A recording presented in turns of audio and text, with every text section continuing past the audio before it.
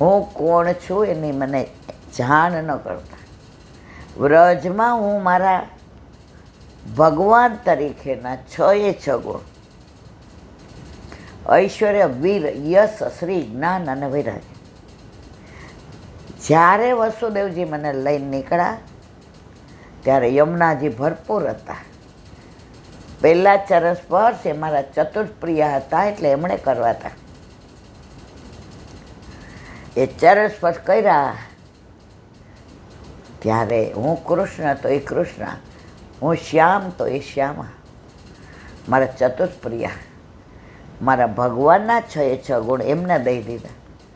એટલે વલ્લભ યમનાષ્ટકમાં બોલે અનંત ગુણ ભૂષિતે.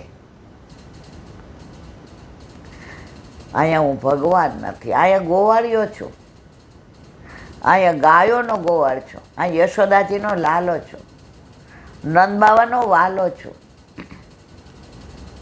ગોપીઓનો પ્યારો છું, સખાઓનો સખા છું. અહીંયા મારા સ્વરૂપને પ્રગટ ન કરો. અહીંયા જે આટલા અવતારો લીધા એમાં બધાય મને ભગવાન કહે છે, પણ અહીંયા બધાય ભગવાન વિના મને પ્રેમ કરે છે. દરેક અવતારમાં હું કહું એમ બધા કરે. અહીંયા વ્રજવાસીઓ જેમ કે એમ હું કરું છું, અને જે હું આનંદની અનુભૂતિ કરું છું, આવું તો ક્યાંય ન હોય. ગર્ગાચાર્યજી, તમે કશું જ બોલશો નહીં. ગર્ગાચાર્યજી રાજી થઈ ગયા. સાક્ષાત અધરામૃત આ ગોકુળમાં આવ્યો તો આવી કૃપા થઈ, અને ગૌશાળામાં નામકરણ કર્યું તો આવી કૃપા થઈ. કારણ પ્રભુને ગાયો બહુ વાલી છે. બીજે કર્યો તો કદાચ આવી કૃપા ના થાત. આપણને ક્યાં ખબર હતી? આ તો નાનપણમાં હસતા હસતા 14-15 વર્ષે દરબારગઢની હવેલીની ગૌશાળામાં ગયા, અને ઘરમાં ઓલું ભાગવત સુબોધિની જીવન ચાય સત્સંગમાં સાંજ. તો મનમાં એમ થયું કે બધાને સંભળાવે. આ ગાયો કેવી હોજી છે, આવીએ છીએ તો આમ પૂછડું કરે છે, એની ગોદડીને આમ કરીએ તો રાજી થાય છે, જાણે હસતી હોય. મારે તો ગાયોને ભાગવત સંભળાવું છે. ઘરે જઈને કહ્યું તો બા મારા પર એવા બગડ્યા, તું શાસ્ત્રી છે, તને આવડે એવું? શું આવું બધું બોલસ? ત્યારે કાકાએ કહ્યું એ શાસ્ત્રીજી નથી, પણ કોઈ વલ્લભ કુળે બાળકોએ જે કહ્યું હોય ને એ તો આપણે કહેવાય ને. એ પ્રસાદી તો બધાને વટાય ને. ત્યારે વલ્લભે કેવી કૃપા કરી. એ 15 વર્ષ પહેલાંનો મનોરથ 55 વર્ષ પછી આજે ગૌશાળામાં, સોલા ભાગવતની ગૌશાળામાં બધી ગાયો એક સરખી, ગમાર, ગોવાર, બછડા, ગૌમૂત્ર, ગોબર, અને રોજ જે 5 થી ને 7:30 જે આનંદ કર્યો છે, જે શબ્દો દ્વારા વર્ણવી ન શકે. એ આનંદને વાગોળવા પાછા દર અમાસે વિનંતી કરીને આપણને હાય પાડી કે દર અમાસે અમે ગૌશાળામાં 1-1.5 કલાક સત્સંગ કરીશું. અને અમાસે ગાયોને યથાશક્તિ અમે ખવડાવી, અને ગાયો ભાગવત સાંભળે છે એટલે એમની સાંજની સંધ્યા સમયની આરતી કરીશું. અને ગૌશાળામાં વનભોજન કરી ગોવાળિયાને ખવડાવી મહાપ્રસાદ લઈ અને બીજા અમાસની રાહ જોતા અમે છૂટા પડીશું.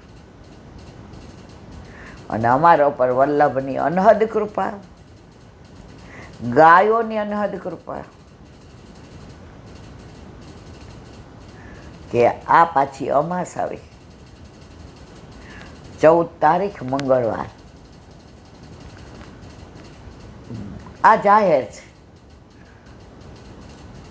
જેને અનુકૂળતા હોય બધાય આવે. અને માનો કે કોઈને અનુકૂળતા નહીં ને ભરપૂર વરસાદ, તો વલ્લભના ચરણારવિંદમાં એ જ વિનંતી કે અમાસ હોય તો અમને બોલાવજે, અમારો મનોરથ પૂર્ણ કરજે. મનોરથ પૂર્ણ કરવો મારા નાથ તારા હાથમાં છે. મનોરથપૂર્વક, ભક્તિચ્છાપૂર્વક. આજે નાના હોય ને તો આપણે ઘરમાં એમ કહીએ, અમે નાના હતા ને તો મારા દૂરના ફઈના દીકરા ડૉક્ટર બન્યા હતા 50 વર્ષ પહેલાં બોમ્બેમાં. ત્યારે ડૉક્ટર એટલે અત્યારે ગોલ્ડ મેડાલિસ્ટ હતા. અત્યારે એમ થાય કે આ તો નાસામાં નોકરી. એટલું 50 વર્ષ પહેલાં, 50-60 વર્ષ, 60 થયા છે. તો એકવાર અમારે ત્યાં આવ્યા, એટલે મને એમ છે 10મામાં આવીશ કે, એટલે બધાએ ફઈ બાઈ ને બધાએ આ બેબી ભણવામાં બહુ હોશિયાર છે, દર વખતે સ્કૂલમાં ફર્સ્ટ આવે છે. તો ત્યારે એણે કીધું, ફુવા આપણે ઇન્દુને ડૉક્ટર બનાવી છે. સ્વપ્નું સેવું. માનસિક રાજી થઈ. એ જમાનામાં દીકરીઓને આટલો બધો ભણાવવાનો કોઈ સવાલ જ નહોતો.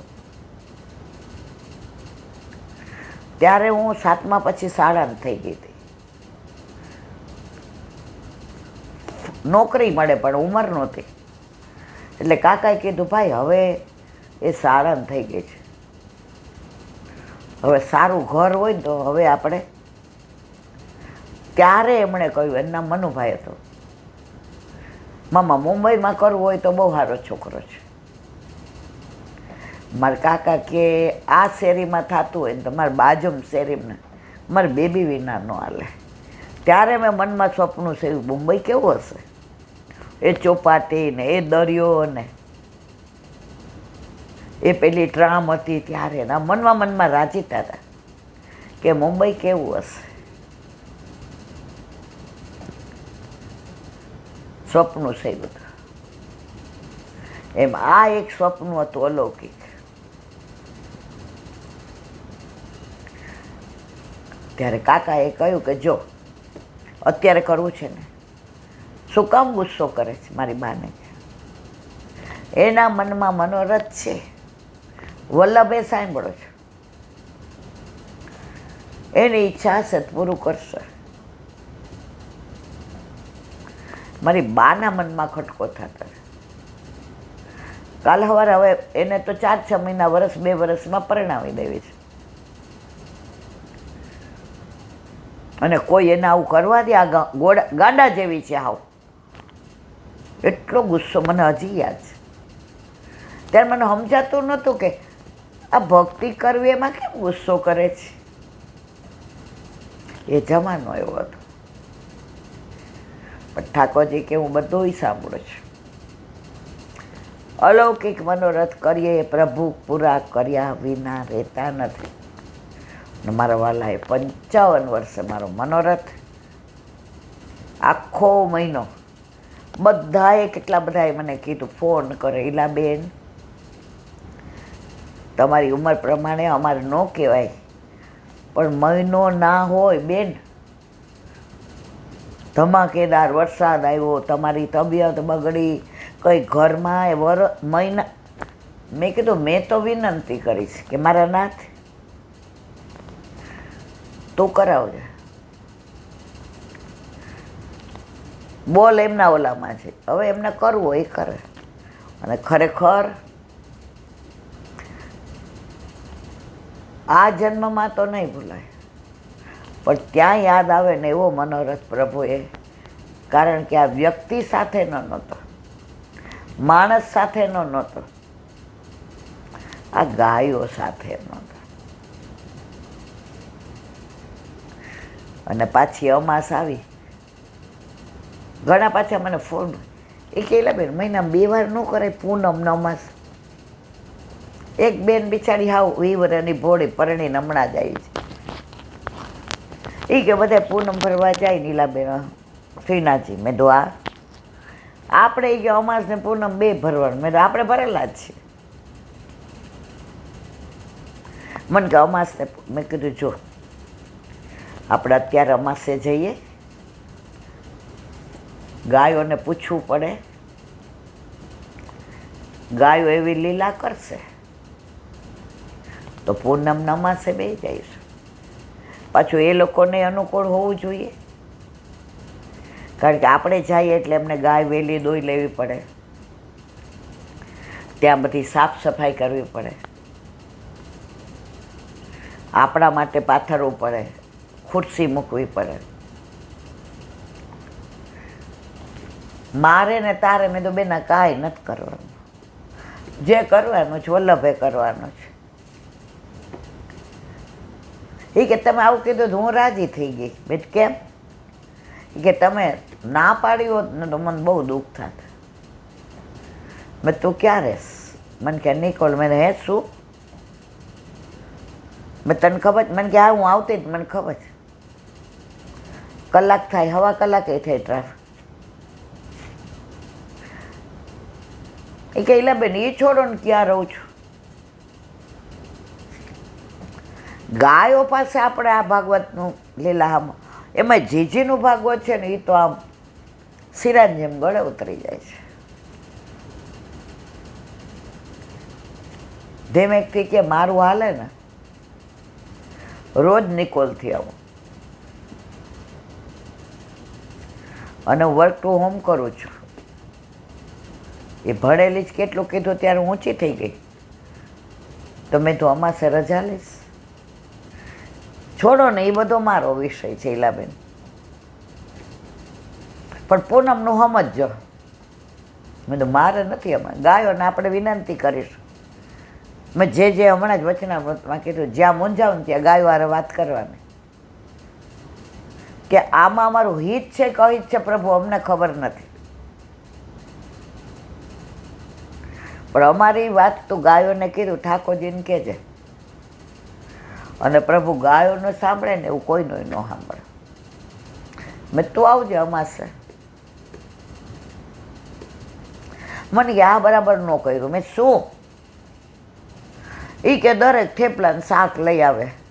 આ વખતે અમારું કરવાનું હતું. આમ એનો જે ભાવ હતો ને મને રડવું આવી ગયું.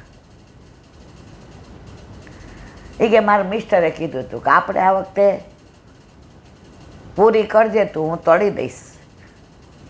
ખીચિયા પાપડ, બટેકાનું છાલવાળું શાક, રસ, પછી ભજીયા નહીં.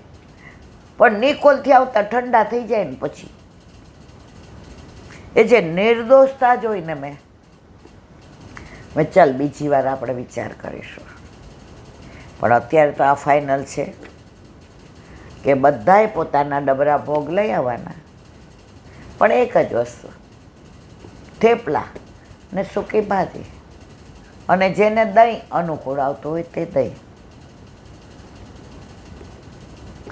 મને કે આવું અમને ન ગયું. મેં કાંઈ વાંધો નહીં, આ વખતે બધાને ગમતું, આવતા વખતે જોશું. ફોન મૂકતા મૂકતા પૂનમનું જોજો. મેં તો જોશે. મારો કહેવાનો આશય છે, આ ગાયોએ બધાને ગાંડા કરી દીધા છે, પણ ભક્તિમાં આ ગાયોમાં કેટલું આકર્ષણ છે. નિકોલથી સોલા ભાગવત કલાક ઓછામાં ઓછો થાય. એ પાછી 2 વ્હીલર પર.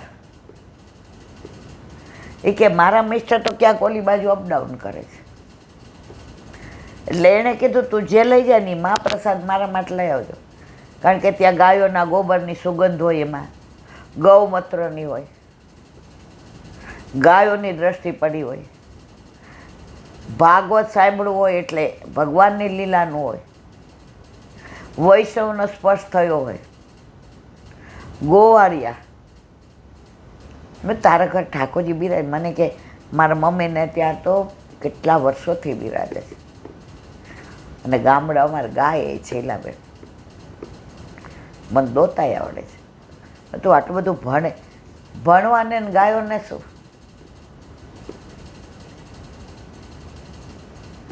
ત્યારે મને એમ થયું કે હું તો એવું માનતી હતી કે ઘણાને ગાયનું ગોબર ન ગમે, ઘણાને ગાયનું ગૌમૂત્ર, આ બધાને ગાયો ગમે છે. તો આ અમાસ 14 તારીખ મંગળવારે 4:30 કહીએ, પણ 4:30 ભેગા થઈએ, 5 થી 7 મહાપ્રસાદ લઈ દર્શન કરી, ગાયોની આરતી કરી અને પાછા આપણે 1 મહિના સુધી રાહ જોશું કે ક્યારે પાછા ગાયો. તો અહીંયા પણ નામકરણ વિધિમાં જે ગર્ગાચાર્યજી આનંદ લીધો એનું કીર્તન છે. પાંડે ભોગ લગાવ ન પાવે, બાકી આ ગર્ગાચાર્યથી ભોગ નથી લગાવી શકતા લાલા, તું દોડી દોડી. પાંડે ભોગ લગાવ ન પાવે, મેં શ્રદ્ધા કરી બ્રાહ્મણ નો ત્યો, હું પ્રેમથી લઈ આવી, લાલા તારું નામકરણ કર્યું એટલે મેં એને કાચું સીધું આપી, જગ્યા આપી કે તમે અહીંયા ચકાચક બનાવો, પ્રભુનો અરોગાવન લ્યો. મેં શ્રદ્ધા કરી બ્રાહ્મણ, તું જો ગોપાલ ખીજાવે, તું એમને ચીડાવે છે, એ ભગવાનના ધરાવે તું દોડો દોડો એઠું કરી આવસ. ઠાકોરજી ક્યાં તું યહ બાત ન જાને રી મૈયા, મોહી કિત દોષ લગાવે, वो नैन मुंदी के मोहे जू बुलावे. માં તને સાચી વાતની તો કાંઈ ખબર જ નથી. એ નૈન મુંદી કે આંખો બંધ કરીને મને બોલાવ, પ્રભુ પધારો મારા નાથ દીનાનાથ, એ પરમાત્મા ઠાકોરજી પધારો અરોગો. તું યહ બાત ન જા મોહી કિત, वो नैन मुंदी के मोही जो बुलावे. છેલ્લે કહે છે કે આ તારી લીલા અપરંપાર તું જ જાણે, પુષ્ટિ માર્ગ સિવાય ક્યાંય આવી લીલા ને. પુષ્ટિ માર્ગમાં જ પ્રભુ સાક્ષાત છે અને કીર્તન કરતાં કરતાં આપણને એ દર્શન થાય કે નંદા લઈને યશોદાજીને સામે બધું આપે છે સામગ્રીને, ગર્ગાચાર્યજી બનાવે છે ને ધરાવે છે, ઠાકોરજી રીંગણ લીલા કરતાં કરતાં પધારે છે ને ગર્ગાચાર્યજી ગુસ્સો કરે, ઠાકોરજીના આ હા હા હા, આ પરબ્રહ્મ પરમાત્માની લીલા. આ જોપે શ્રી વલ્લભ પ્રગટ ના હોતે, વલ્લભ પ્રગટ ના થયા હોત તો હું ને તમે આ લીલાથી અંજાન રહેત. 5,500 વર્ષ પહેલાં સારસ્વત કલ્પમાં ઠાકોરજીનું પ્રાગટ્ય, પણ ફરી આ બધું આપણને કોણે આપ્યો? પાછું સારસ્વત કલ્પ કોણ લાવ્યું? પાછા ઘરે ઘરે પ્રભુને પ્રગટ કોણે કર્યા? પાછી એ લીલાનું અનુસંધાન કોણે કરાયું? કળયુગમાં એમાં તન્મય કોણે કર્યા? જો વલ્લભ પ્રગટ ના થયા હોત તો આપણે બધા પાછા કોરા ના કોરા. વલ્લભ પ્રગટ ના થયો તો ઘરે પ્રભુ પધારત, સેવાની ખબર પડત. અરે છેલ્લી પરાકાષ્ઠા જો ને, આપણે ગૌશાળામાં જાત,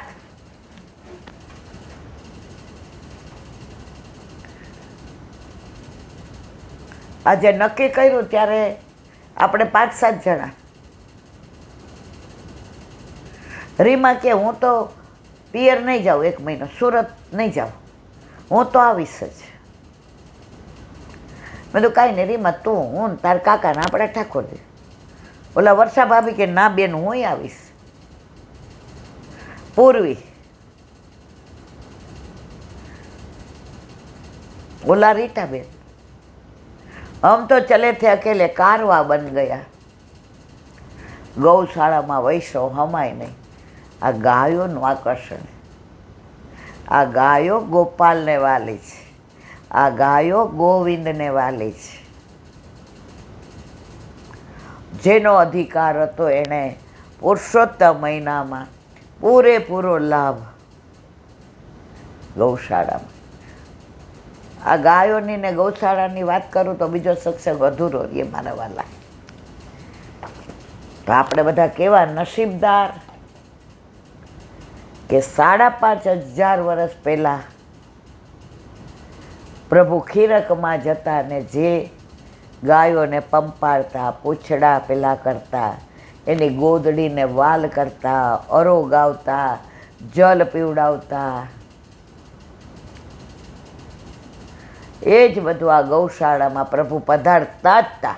એમાં કોઈ શંકાને સાથ નહીં. અરે 100-125 માણસનું બનાવ્યું હોય અને 2-4 વૈષ્ણવ કાનમાં કહી જાય મને, ઈલાબેન 400 જણા છે, 400. મેં ચિંતા ગાયો ને આપણે હું જાશે તો ગાયો નહીં જશે, મારીને તમારી તો જશે નહીં. બધાય પ્રસાદ લઈ લે, પછી ગોવાળિયાઓ એના ઘરના બહારના બધાય. પ્રભુ સાક્ષાત છે વલ્લભ, એની પ્રતીતિ આખો મહિનો કરાવે.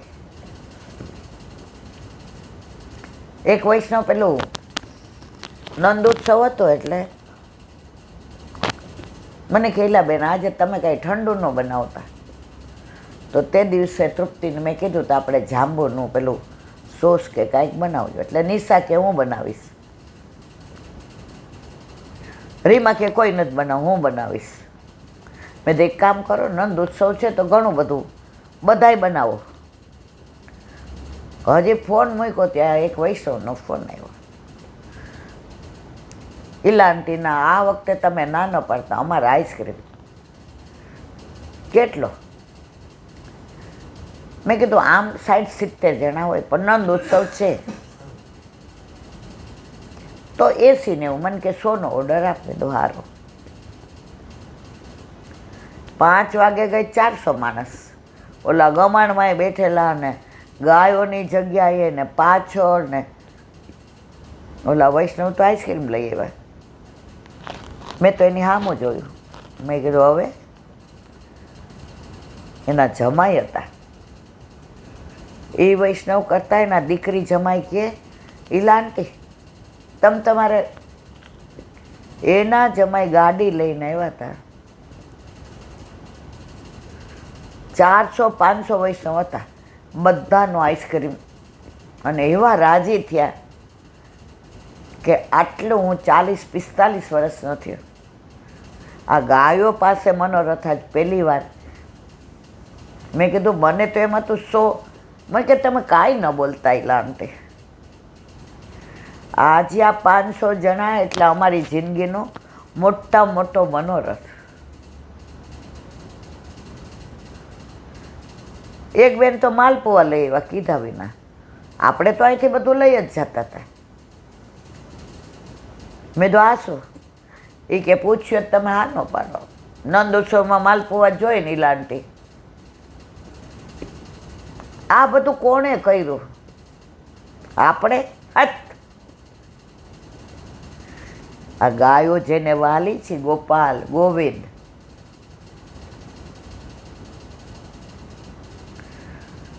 બધાને એવું લાગતું હતું કે અમારો મનોરથ છે. મેં કીધું બધાનો જ, મારી એકલીનો ક્યાં છે? ખરેખર આખું મારે તો એક પુસ્તક લખવું છે. પણ હવે હાથે આ એક હુક ગયો છે, પછી નથી કાંઈ થતું કે નહીં વજન કે નહીં લોટ બંધાતો. મનમાં એવું થાય છે એક 100-150 પાનાનું પુસ્તક લખું કે ગાય, ગોવાળ, ગોવિંદ, ગોવલ્લભ ના સાનિધ્યનો પુરુષોત્તમ માસ.